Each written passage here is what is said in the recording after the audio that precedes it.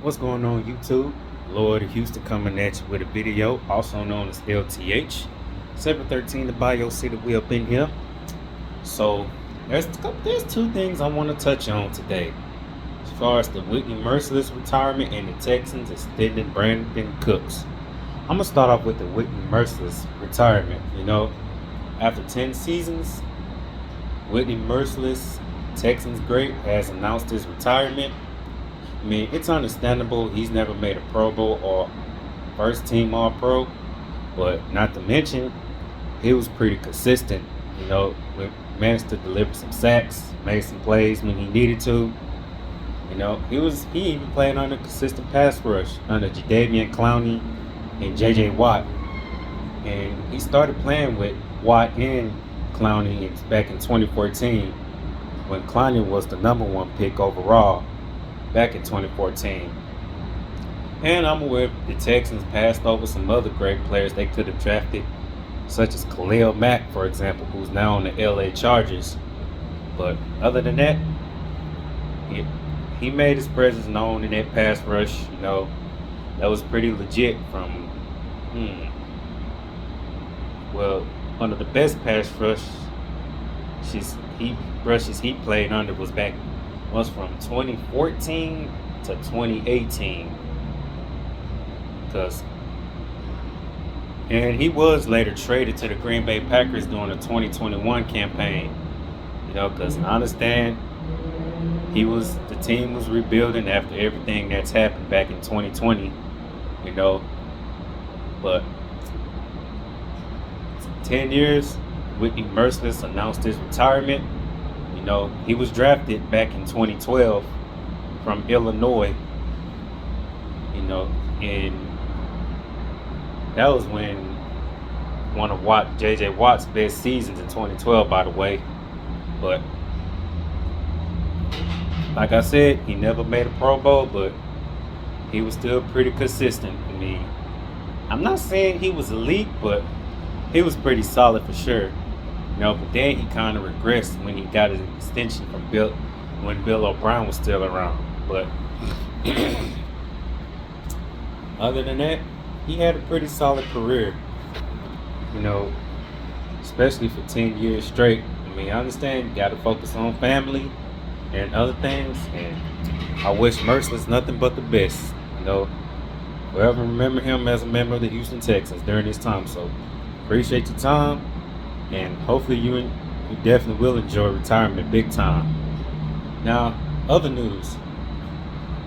Yes, there were rumors that other teams were interested in Brandin Cooks, but as I learned, I got a notification saying that the Houston Texans are going to keep Brandin Cooks for 2 more years, 2-year extension, one of the most underrated wide receivers in the NFL, who played under Tyrod Taylor and Davis Mills in 2021. Still managed to get over 1,000 yards, 6 touchdowns in 21. And he even played under Deshaun Watson in 2020. Even though there's the only year he played under Watson, who's now part of the Cleveland Browns. Hell, the Browns were even interested in acquiring Brandin Cooks. But at the end of the day, he's remaining in Houston for 2 more years. And I think it's a pretty good move for the Texans front office, by the way, and Nick Caserio. Shout out to him for making that happen. I mean, it's really I like the move, man. I'm sure he may not overpay him, but I gotta say, I like the move, man. Get to enjoy 2 more years of Brandin Cooks at the least. So, great move. Looking forward to see what he does in his next 2 years in H-Town. So, smart move on Nick Caserio's end, because it will definitely suck had they lost Brandin Cooks to another team via trade. So, and this dude's been pretty solid since he even came to the NFL. Playing under Drew Brees, Jared Goff, Tom Brady,